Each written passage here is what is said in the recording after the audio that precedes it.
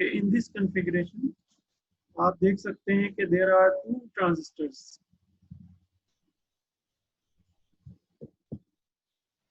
बाकी आपके पास जो है वो रेजिस्टेंस आपके पास RG1 दिया हुआ है, बाकी RD1 RD2 और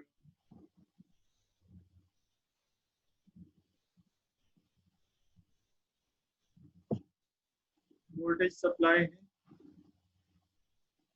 आपके पास 2 ट्रांजिस्टर्स हैं।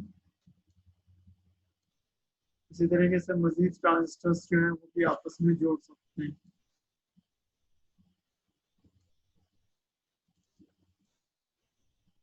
अगर इसका फार्मूला देखें तो ये फार्मूला ऊपर आपको नजर आ रहा है।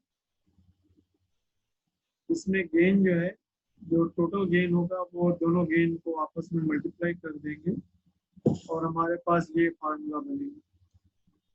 और इसका साइन चूंकि पॉजिटिव है, क्योंकि ये दोनों आपस में इन्वर्ट होंगे तो ये इसका साइन पॉजिटिव होगा। अब हम इससे लिंक एक क्वेश्चन कर लेते हैं ताकि थोड़ा आसानी से हम इस चीज को समझ लें।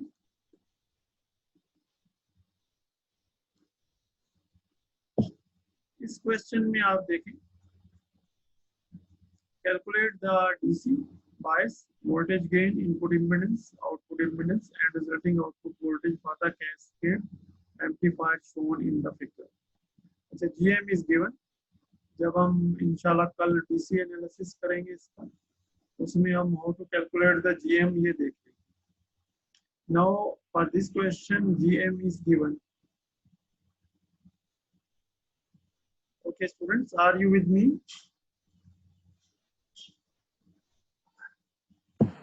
Yes sir। Okay, thank you very much। आप देखें इस सर्किट में जो वोल्टेज दिया हुआ है 20 वोल्ट डीसी है। इनपुट वोल्टेज देखें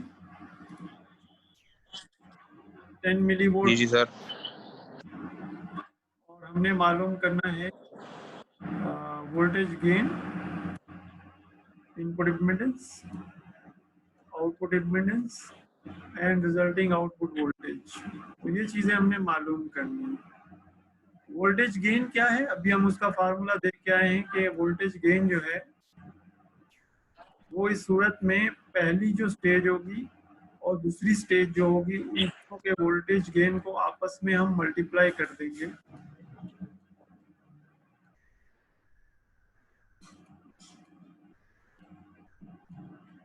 ये चीज समझ में आई है।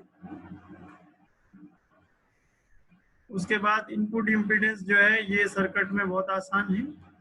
जो भी ये रेजिस्टेंस हमें RG नजर आ रही है यही इसकी इनपुट इम्पीडेंस होगी। और आउटपुट पे जब हम देखेंगे तो जो आउटपुट इम्पीडेंस है हमारे पास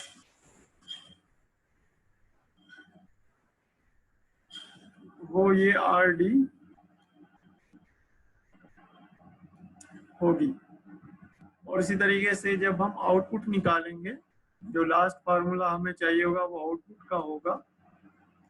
सो output will be equal to the gain जो हम कैलकुलेट कर लेंगे multiplied with the input voltage. इस तरीके से ये हम कैलकुलेट कर लेंगे। अब हम नेक्स्ट जो स्लाइड है उसमें इस चीज को कैलकुलेट करेंगे।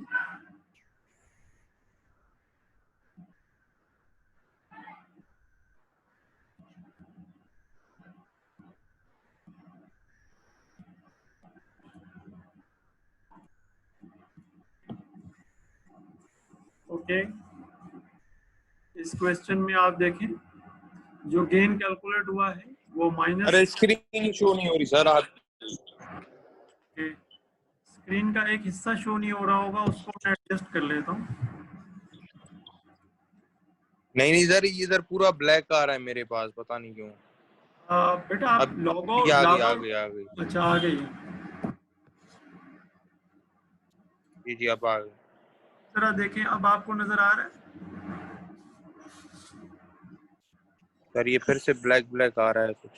पहले स्लाइड आ रही थी इससे, अभी आ गई सर। थोड़ा सा आ गया स्लो है ना, इसलिए आ रहा है। ओके, जी जी अच्छा।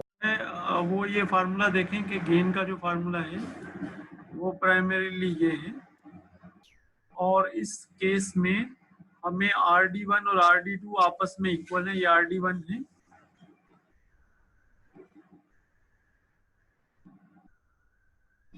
और ये RD2 है।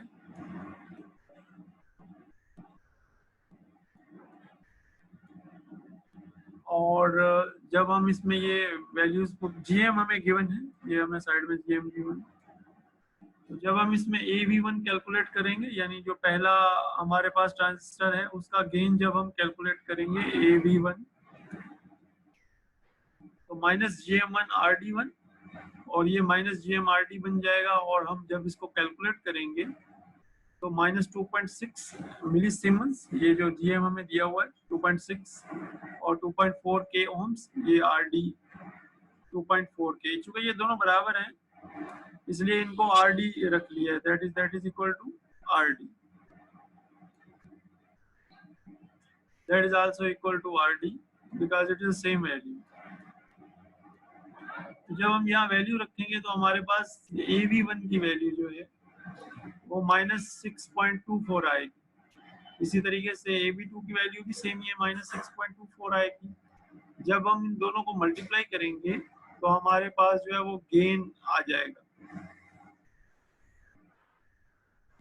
तो इसमें हमें जो वैल्यू चाहिए होगी कैलकुलेट करने के लिए वो GM है और RD है।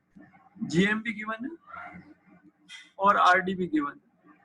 तो जब हम इसको अप्लाई करेंगे फार्मूला को तो हमारे पास गेन आ जाएगा, जो कि एक चीज हमने मालूम करनी है, वोल्टेज गेन।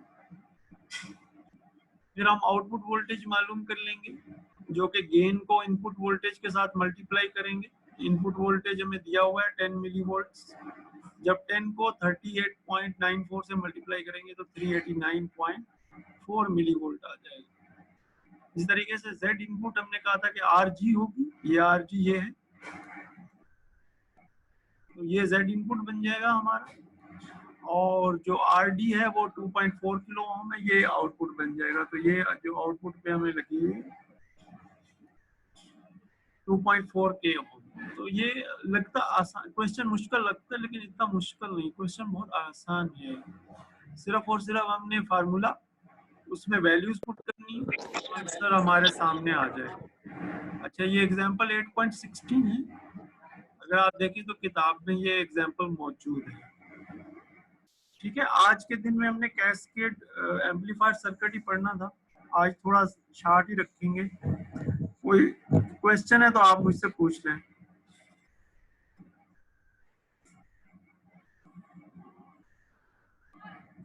जी, आप लोगों का कोई नहीं क्वेश्चन सर, है? No sir. सज्जाद आप बताएं।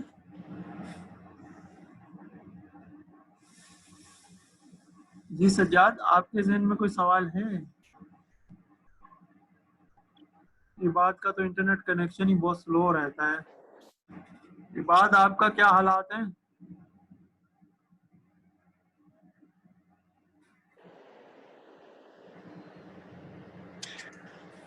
ओके, कोई आंसर नहीं है, मेरे ख्याल में हम यहीं पे एंड कर लेते हैं। जी फारिस, कोई आपके जहन में कोई चीज आ रही है? सर ओके, अगर कोई चीज जहन में आए तो फिर आप ग्रुप में शेयर कर दीजिएगा। ओके, अल्लाह हाफिज।